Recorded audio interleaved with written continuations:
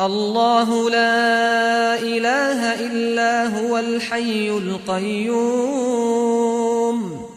لا تأخذه سنة ولا نوم له ما في السماوات وما في الأرض من ذا الذي يشفع عنده إلا بإذنه يعلم ما بين أيديهم وما خلفهم ولا يحيطون بشيء من علمه إلا بما شاء وسع كرسيه السماوات والأرض ولا يؤوده حفظهما وهو العلي العظيم.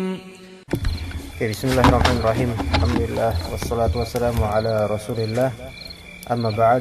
Insyaallah kita melanjutkan permasalahan tentang al-basmalah. Ya, al-basmalah insyaallah taala.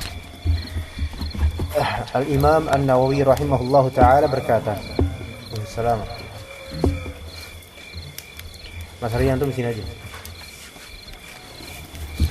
Disunnahkan membaca basmalah dalam seluruh amalan atau perbuatan yang baik. Di sini lihat Imam Nawawi beristinbat dari hadis-hadis, disunnahkan membaca basmalah dalam seluruh amal atau perbuatan yang baik atau yang mengandung maslahat. Ya. Misalnya kalau merasa ada takut, ya, juga bisa mengatakan basmalah.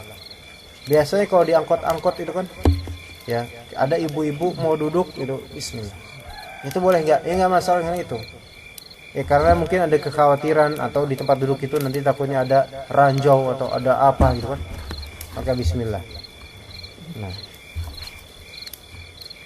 Abu Dawud meriwayatkan di dalam Sunan Abi Dawud dari Abu Al-Malih, seorang ulama tabi'in terkenal, dari seorang laki-laki, dia berkata, "Kuntu ridfan Nabi sallallahu alaihi wasallam فعثرت دابته فقلت تعيس الشيطان فقال لا تقل تعيس الشيطان فإنك إذا قلت ذلك تعاظم حتى يكون مثل البيت ويقول بقوتي صرعته ولكن قل بسم الله فإنك إذا قلت ذلك تصاغر حتى يكون مثل الذباب." Saya pernah membonceng Nabi sallallahu alaihi wasallam, lalu kendaraan beliau tergelincir. Seperti di sini lihat, lalu kendaraan beliau tergelincir. Kendaraan siapa? Nah, Rasulullah ya. Baik. Berarti harusnya berkah kan? Maksudnya normalnya adalah kendaraannya berkah karena ditunggangi Rasulullah. Ya kan? Maka aku pun berkata, ta'isa syaitan. Celakalah syaitan. Gitu. Celakalah syaitan. Aku berkata di sini, sahabat berkata, celakalah syaitan. Nabi pun berkata, la taqul ta'isa syaitan. Jangan kamu bilang celakalah syaitan, karena memang syaitan itu semakin dikatakan celaka, ya semakin senang itu. Makanya bangga dengan perbuatannya. Fa innaka idza qulta dzalika ta'azama hatta yakuna mithlal bait. Karena jika engkau mengatakan demikian, ya, maka ia akan menjadi besar sampai sebesar rumah. Ini hakikat atau majaz? Hakikat. Hakikat. Karena zat syaitan itu tidak seperti manusia materi seperti kita. Tapi mereka itu makna ruh. Ya, ruh. Dan kata Rasulullah bisa menjadi besar sampai sebesar rumah karena apa? Karena emosi manusia. Paham di sini? Emosi manusia. Ini hati-hati, makanya mengendalikan emosi itu penting nih. Orang yang mudah marah itu sama saja dia membesarkan setannya sendiri. Ya, makanya sebagian dari orang yang marah itu menampakkan sisi setan dia. Semakin dia emosi marah, itu semakin kelihatan ada setan dalam diri, bahkan dalam muka dia. Makanya sebagian ulama mengatakan kalau kamu pengen lihat setan di diri kamu, ngacaklah pas lagi marah. Itu setannya tuh. Kelihatan jelek itu. Iya. Kelihatan pas lagi marah gitu kan. Itu sisi setannya. Maka sebenarnya setan itu ngomporin sukanya, menghasut, menguji kita. Kita tuh marah apa enggak? Kalau ternyata marah, maka semakin besar si setan. Berarti ketahuan ini setannya ini. Makanya orang yang mudah terpancing emosinya, dia mudah dikerubuti oleh setan. Dan itu sahih. Semakin dia terpancing, setan semakin besar. Jadi energi yang di setan itu menyerap dari emosinya manusia itu. Maka kata Rasulullah SAW, syaitan itu yajri majrad dam. Syaitan itu mengalir melalui peredaran darah. Nah, sekarang kalau misalnya kita lagi jalan di kebun, kemudian dipatok ular berbisa. Contoh misalnya ular apa? Kobra misalnya, di sini kan banyak nih kobra nih. Dipatok ular berbisa. Nah, setelah itu apa yang harus kita lakukan? Ya berobat kan. Tapi ketika berjalan jangan sampai panik. Emosi kendalikan. Karena emosi itu membuat gejolak darah itu semakin meningkat. Nah, ketika gejolak darah semakin meningkat, otomatis kan semakin cepat ke jantung itu, darah itu. Dan ketika kita tahu ular kobra itu bertaring depan, fix gitu kan, bertaring. Kalau nanti dia nusuk kita, kan otomatis campur sama darah, ya kan? Bisa ya campur sama darah, dan darah itu kan akan tersirkulasi nanti ke jantung juga. Semakin dia berlari, emosi, ngeri atau takut itu semakin cepat ke jantung, semakin mempercepat kematian malah. Iya kan? Begitu. Jadi treatment untuk racun berbisa dari ular-ular dan semacamnya itu tidak dengan cara emosional, panik. Jangan dulu panik. Kalaupun mati biarin mati kan. Tapi jangan panik. Maksudnya jangan tergesa-gesa. Tenang dulu, tenang. Semakin tenang, semakin memperlambat jarak menuju kematian sebenarnya. Sebenarnya kayak gitu.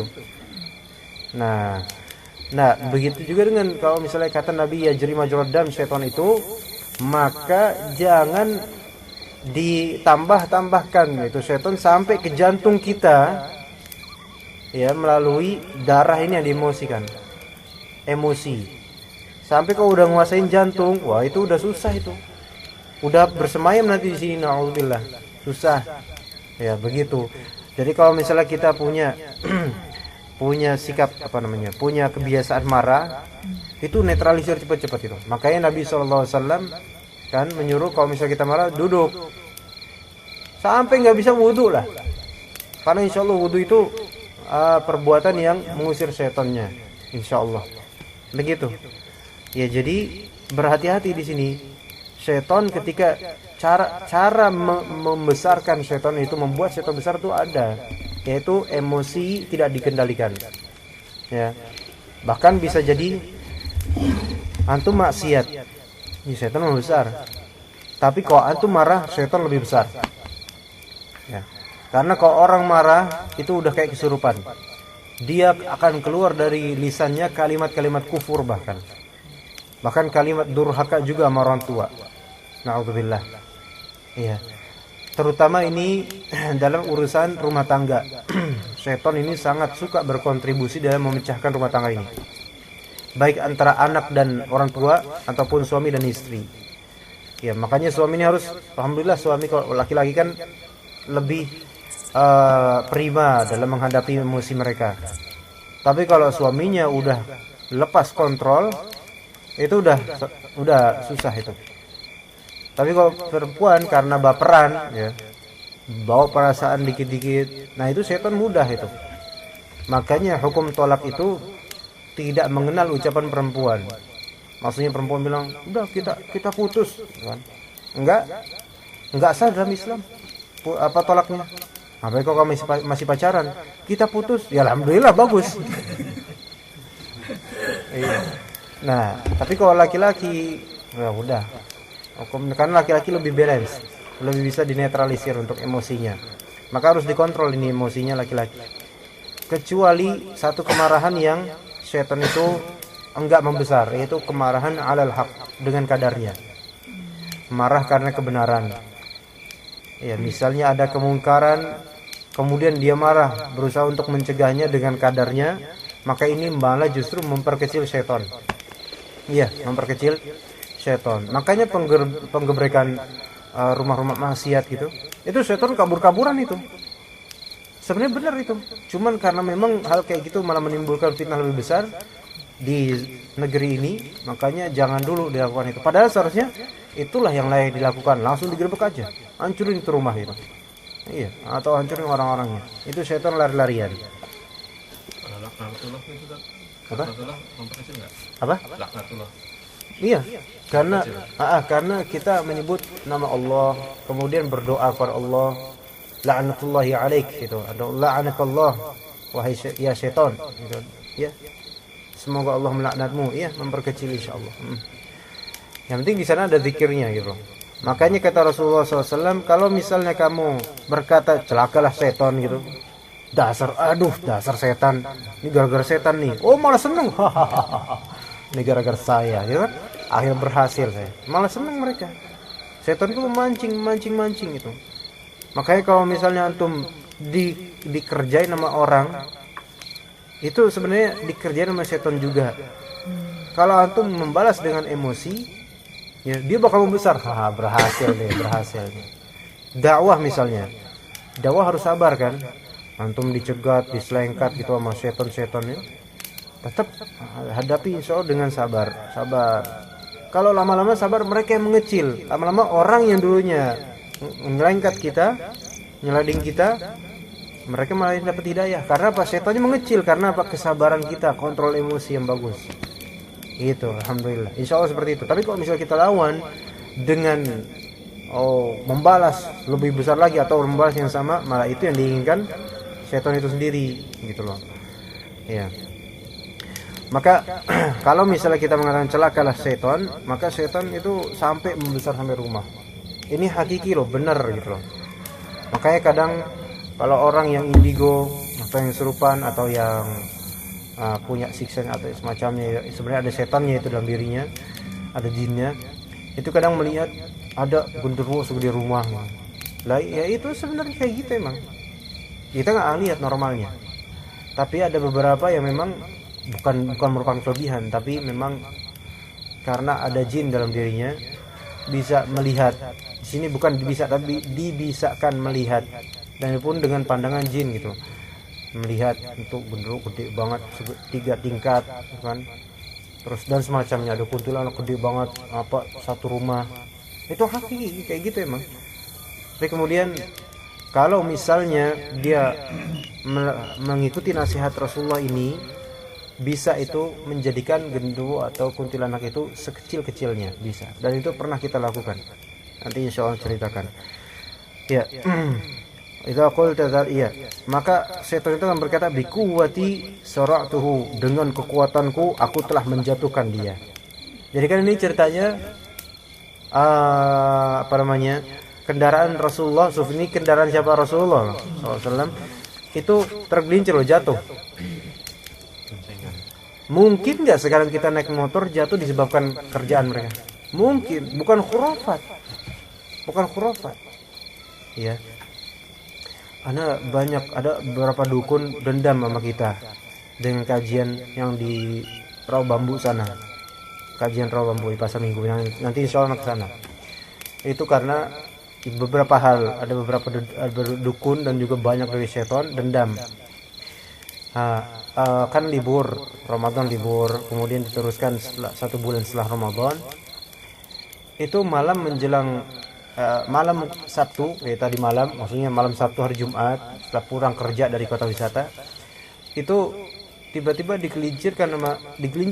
jatuh gitu aja motor, maksudnya lagi jalan di depan mall Ciputra apa itu tiba-tiba jatuh, dan di depannya ada angkot memang, tapi tiba-tiba oleng gitu loh, nggak tahu seperti ada yang, padahal jalan ini oke aja, tapi Allah alam seperti apa, jatuh kayak terseret gitu. Nah, ada indikasi sepertinya memang mereka ini nggak mau supaya ngajar di sana, supaya nggak stabil kajiannya, nggak ada kajian. Tapi tetap alhamdulillah Allah takdirkan itu hanya pelajaran dan cuman ini doang, atau pegel salah urat atau gimana, dan sedikit luka, nggak ada masalah, besok datang ke sana. Nah, jadi halangannya ada, itu satu halangan. Kemudian pas lagi perjalanan pernah ke sana pas minggu, ya, kepala berat atau ngantuk banget itu. Itu pernah naik motor ngantuk itu kan. Ini bukan karena fisik, bukan. Tapi ada ini yang nyerang gitu loh, supaya enggak jadi sana atau celaka di jalan atau gimana lah. Tapi alhamdulillah Allah lindungin.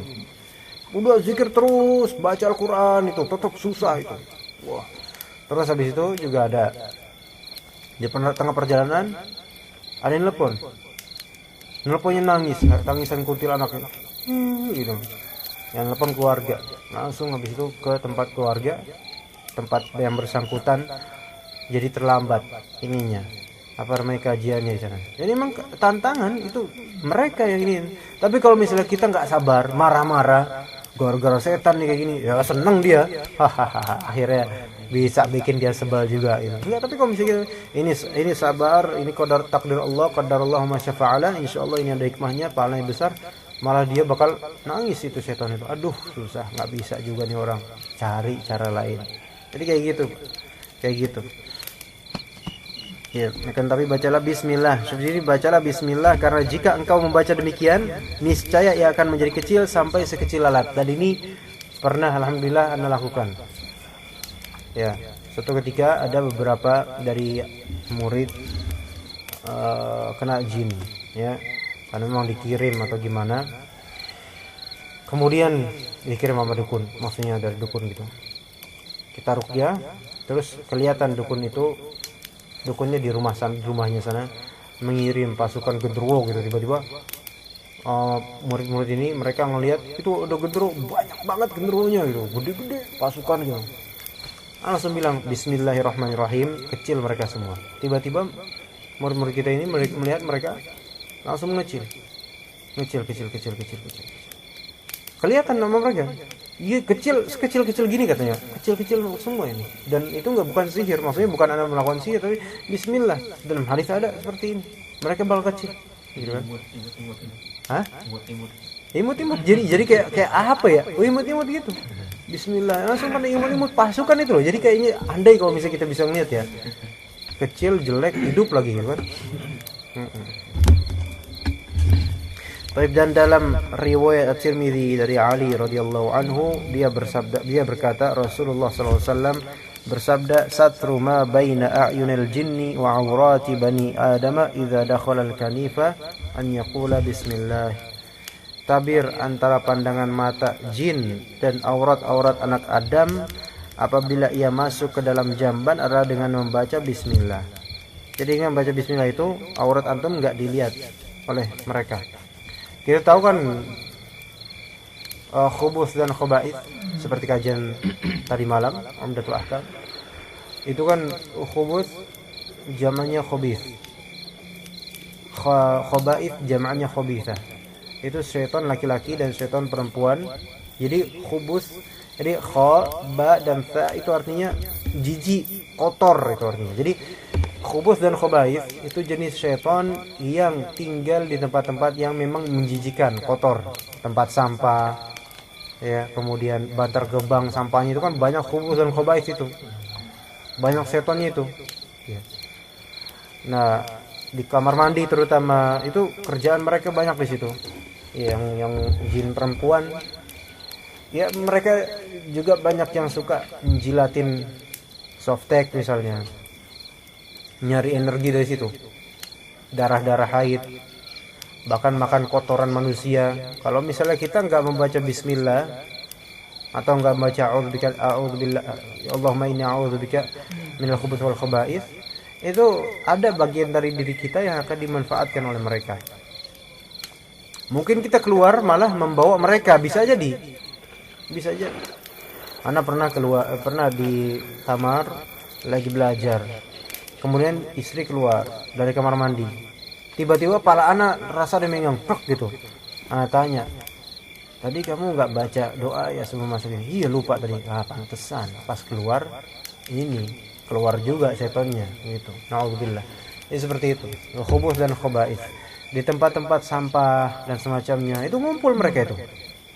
Dan wallahu alam bagaimana ngumpulnya, tapi mereka itu makanan setan yang paling disukai adalah sampah dan kotoran. Tahu kotoran kayak tai, kotoran. Suka mereka itu. Itu menjadi fitrah mereka, itu sebagai laknat dari Allah Subhanahu wa taala.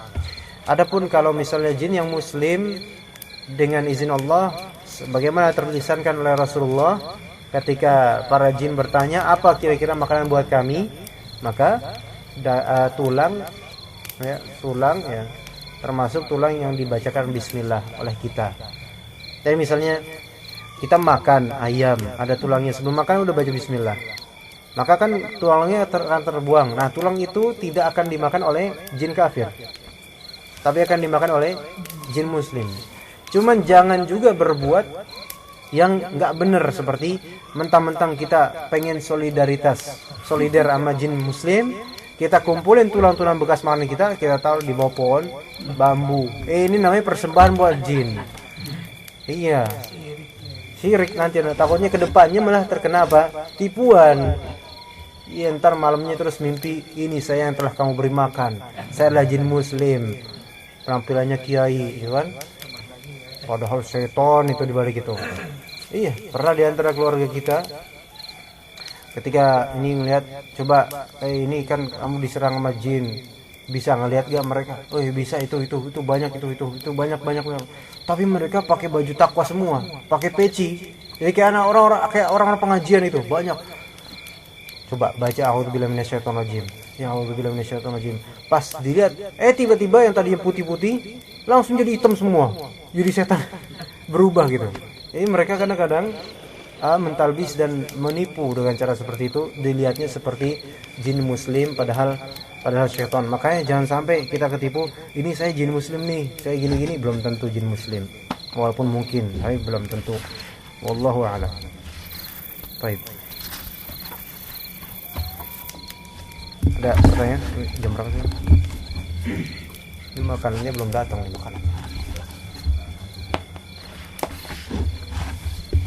Rekam ya? Rekam. Ayo bismillah. Iya, Pak. Gimana? Makan di warteg nih. Awalnya itu enak banget. Baca bismillah enggak? Iya, baca bismillah. Enak. Jangan ngajak-ngajak. Iya. Oke, anak ngecek ya. intinya tuh ditempelin kertas, anak yakin ini jimat gitu. Wifik hizib. Habis itu nggak enak jadi dimakan, Langsung gak enak. itu pengaruhnya Iya, itu ada pakai itu. Pakai yang seperti itu, pakai penglaris ya. awalnya makan itu enak banget gitu. Pas sudah ngeliat itu tahu sih, Tulisannya Arab gitu ya? enggak, tutup ya. Tutup, cuman ditempel kertas putih, ketutup. Di dalam kertas tuh kayaknya ada sesuatu. Oh gitu. Terus Ditempel aja pakai lakban gitu. Ini Iya. yakin itu jimat, Iya. ngerasa gitu. Nah, terus habis itu nggak enak lagi. Nggak enak. Iya, Antum bayar nggak tadinya? bayar lah. Oh, bayar. Nggak mungkin nggak bayar, nggak enak. Bayar separuh. Bayar separuh karena nggak enak. Soalnya murah di situ kan, murah. Itu Rame dia. dan rame.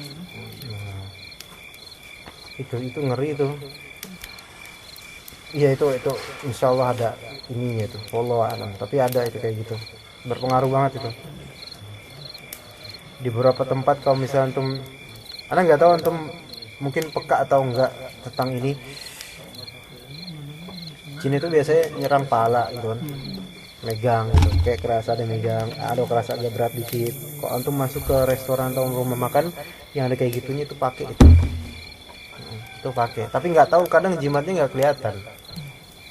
Ya. Atau kadang diritualin dengan air apa gitu kan. Ya. Bukan nggak mesti tempelan itu kan. Nggak mesti tempelan. Tapi gini, kalau itu makanan jangan ke situ.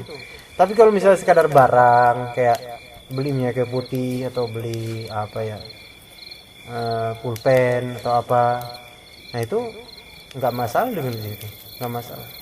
Kenapa kalau makanan bermasalah? Karena makanan itu kan jadinya kan haram jadinya. Ya.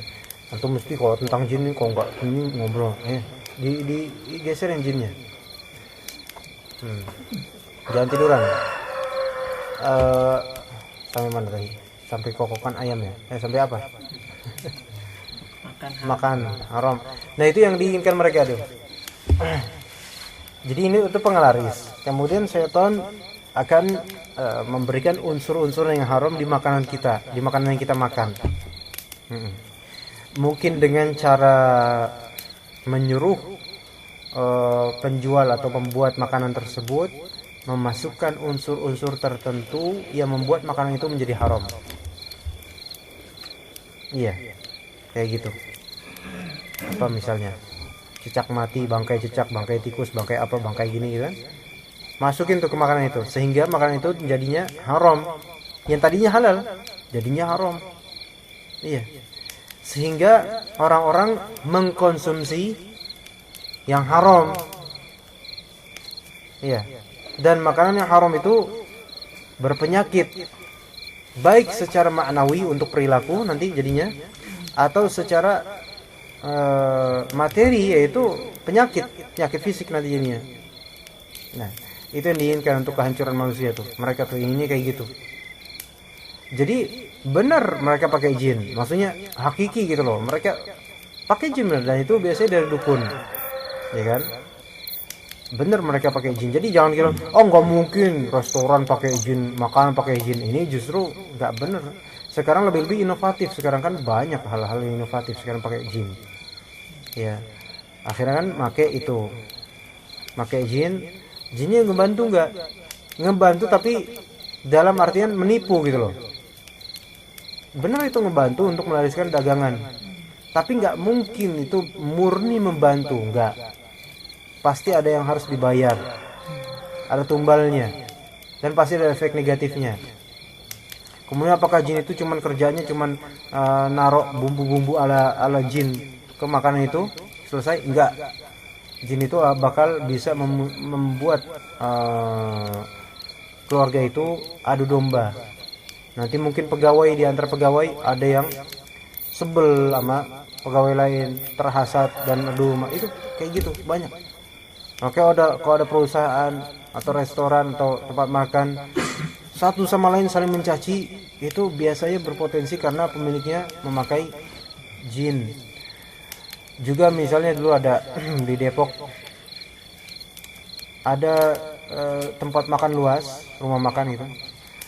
Itu sebelum dibangun itu bangunan, pemilik resto itu sudah menanam apa dari dukun lah gitu, apa cairan atau apa gitu di tempat sudut tertentu, situs tertentu. Nah, di tempat-tempat yang ditanamin benda-benda itu nanti ubinnya bakal dibedain sendiri, gitu loh. Jadi misalnya ubinnya putih, oh berarti di bawahnya udah ditanam nih. Ada 4 kalau nggak salah, gitu kan, di ruangan itu. Nah, apa akibatnya? Tahun kemarin gitu nggak salah kasusnya. Akibatnya adalah para pegawainya tuh sering marah satu sama lain, sering terjadi kekacauan. Laku, tapi pegawainya saling marah satu sama lain.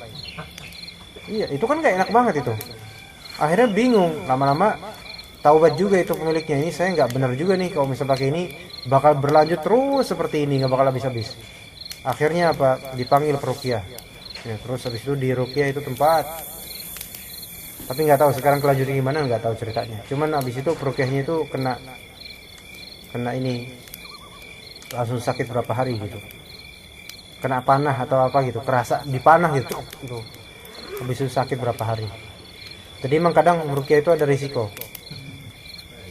bahaya juga. Tapi bahaya itu kembali gini. Kembali ke ketika dia meruqyah, apakah ada rasa takut? Kalau ada sedikit pun rasa takut, itu bisa serangan balik. Tapi kalau misalnya dari awal meruqyah itu nggak ada sama sekali merasa takut sama jin, nggak ada, insya Allah itu mental sama serangan balik, insya Allah. Makanya alhamdulillah selama anak pribadi dari dulu ini yang meruqyah dan semacamnya, dan sekarang udah nggak lagi, insya Allah masih diminimalisir, itu nggak pernah ada yang signifikan gitu serangan balik ya, alhamdulillah. Karena memang kalau kita punya peta bahwa jin itu makhluk Allah dan asalnya mereka itu lebih lemah dari manusia yang lemah, sebenarnya nggak masalah dengan semua itu. Jangan takut ya. Wallahu a'lam. Jadi itu masalah tanggapan untuk cerita. Terus gimana antum buang airnya? Ada suhu Lancar? Enggak keluar darah enggak? Ya alhamdulillah. Cuma sekedar hiasan saat kayak berarti tidak ada dari Rasul hiasan kaligrafi gitu makanan restoran. Kaligrafi enggak apa-apa selama enggak ada niatan itu, cuman makruh, Pak. makruh. Jadi Al-Quran itu bukan buat itu. Itu malah tetap sebenarnya itu bukan pengaruh gitu kan. Bukan. Bahkan sebenarnya yang kayak di masjid sebenarnya nggak cocok untuk dikaligrafikan kayak gitu, nggak usah sebenarnya. Tapi udah terlanjur mau gimana? Apa dia mau dibongkar? Capek-capekin kan, biaya lagi gitu. Tapi udah biarin aja. Cuma aslinya nggak usah kayak gitu.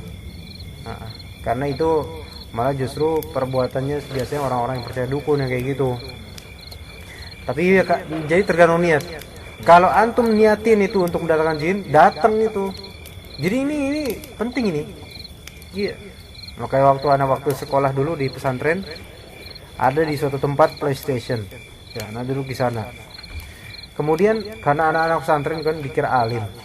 Iya, dikira soleh gitulah. Nah kan pandangan masyarakat awam terutama kalau kaum kejawen Jawa itu kan istilah 3 dulu. Terhadap orang-orang pesantren kan sakti. Bisa gini karena emang pesantren tradisional, antum lulus dari pesantren tradisional punya jimat biasanya. Itu kakek-kakek kita kayak gitu. Dikasih jimat untuk bekal gitu. Jadi bekalnya bukan ilmu syar'i yang benar gitu. Bekalnya malah dikasih setan gitu. Nah, kebal bisa menarik ini gitu kan. Nah, terus saya ditanya, "Mas, tolong dong kasih saya ayat." Loh, ayat apa maksudnya? Ini saya mau cari cewek nggak dapet. Waduh nih orang nih. Mau cari cewek nggak dapet. Kira-kira ayat apa yang bisa saya iniin gitu loh, supaya cewek itu lekat sama saya. Saya bilang waktu itu kan masih usia 16 tahun kalau bagi saya anak nggak mikir gitu.